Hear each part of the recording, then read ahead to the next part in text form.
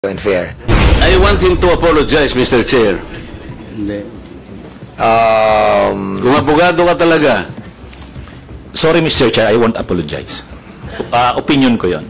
Mr. Chair, I move that he be cited for contempt. Rodante Marcoleta is not a member of any of this committee.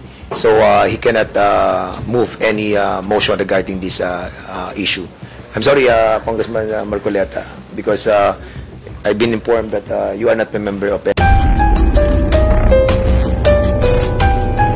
Yes, Mr. Chair, salamat. Last na po ito. So, hinanap ko po talaga yung vlog ko na yon kung tungkol saan. So, nakita ko na po, October 21 pa po pala yon, 2024. May post kasi si Honorable Congressman Marcoleta, ang post niya, yung tungkol sa pagbisita niya sa Naga. Taga-Naga po kasi ako. Nakipagkita siya kay former Vice President BP Leni. So, ang post ni Honorable Congressman Marcoleta na yun yung mark ng pagiging statesman.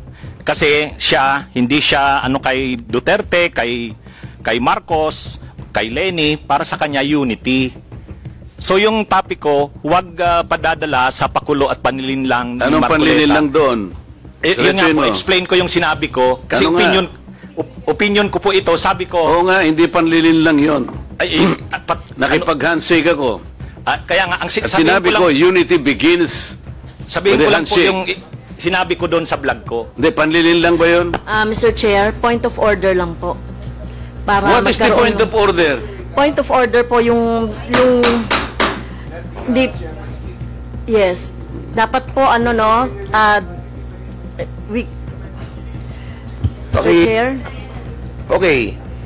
You So, what is the point of order Kasi you of gave time Congressman to Pransky? attorney... Wait, I'm still speaking. Sorry. What's the point of order of Ms. Point of Pransky? order po yung conduct nung palitan nila ng exchanges of words.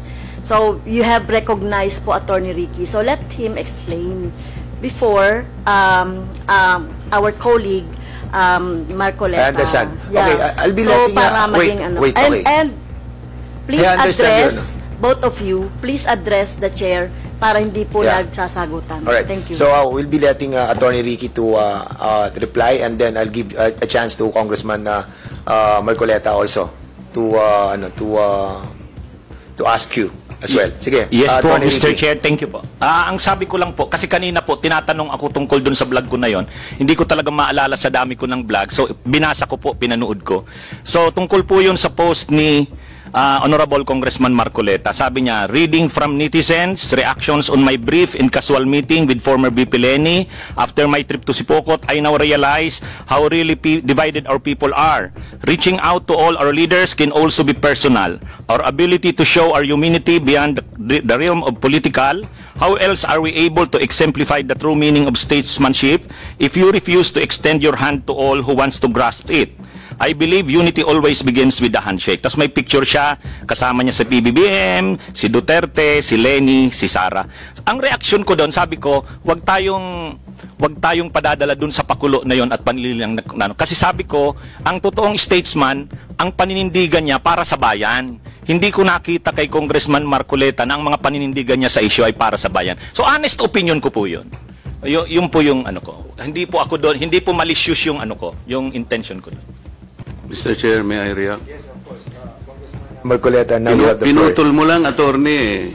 Ang kasunod nun, alam mo, tingnan po ninyo yung record ni ni Congressman Marcoleta. Siya yung nagsara sa ABS-CBN. Ang yabang-yabang niya. Yes. Isip-isipin mo, sasabihin mo sa akin, you do not even know the issues. Attorney, alam mo ba yung issue sa ABS-CBN? Yes po. What do you know about it? Mr. Chair. You can reply, Attorney Ricky, please. Mahaba po yung mga issues. Pero ang niraise nyo pong issues doon, maraming hindi binabayaran ng tax ang ABS-CBN, may mga properties na inacquire na illegal yung pagkaka-acquire, hindi binabayaran ng mga workers. So, mainly po yun yung nakita kong niraise yung issues nung pinasara yung hindi binigyan ng renew yung franchise. So, Mr. Chair, ano ang panlilingdang doon?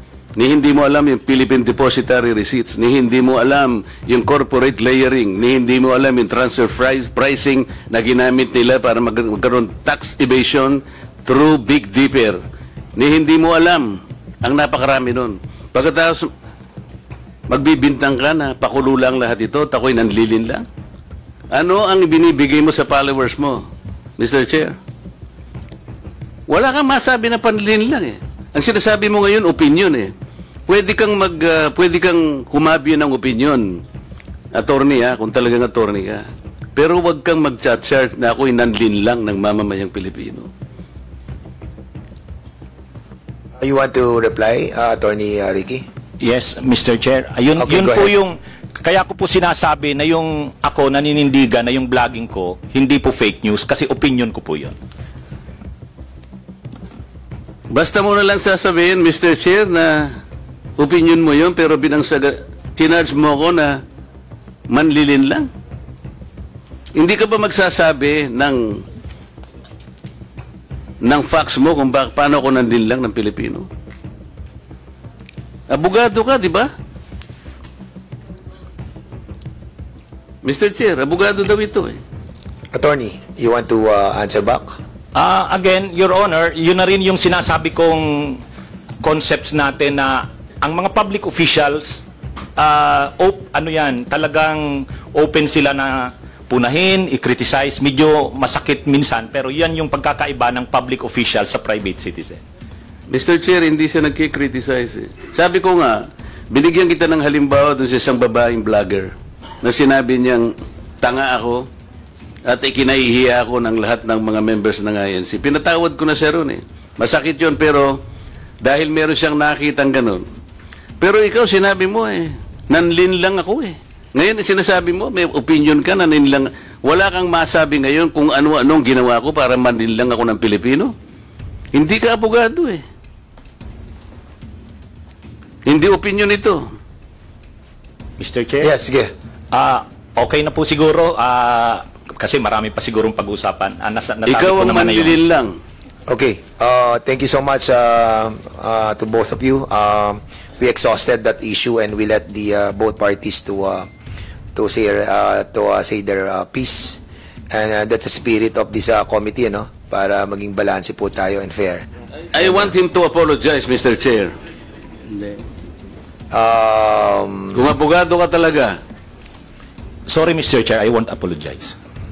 Opinion ko yon. With that, we'll dwell to the next issue, no. Ano na muna tayo sa interpellation. Balikan na lang natin mamaya issue niyan. Kung ayaw niya mag-apologize, I think we cannot force him to say sorry about it. Mr. Chair, I move that he be cited for contempt. Okay, for, so there's a motion peddling to lies okay. before this committee. So He cannot even answer simple questions kung paano ko nilin lang ang mga Pilipino. We cannot just let people, kahit na ba public figures tayo eh. I gave him the chance. parliamentary status ng ating committee, there's a motion that was moved by Congressman Marcoleta to cite Attorney Ricky in contempt. Unfortunately, Congressman Rodante Marcoleta is not a member of any of this committee. So he cannot move any motion regarding this issue. I'm sorry, Congressman Marcoleta, because I've been informed that you are not a member of any of the committees.